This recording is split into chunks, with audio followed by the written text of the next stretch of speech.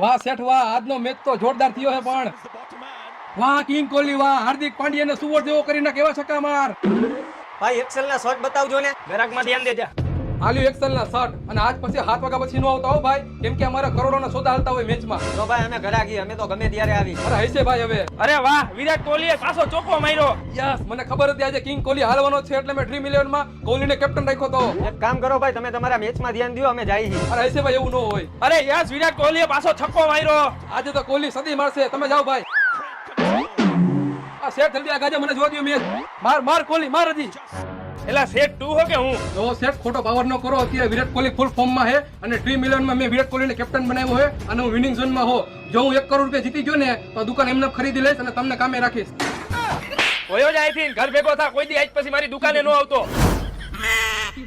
કાંઈ વાંધો નહીં, આજે દી નબળો છે, કાલે ભગવાન સામું જોઈશે ને ત્યારે ડ્રીમ 11 માં મને જીતાડશે.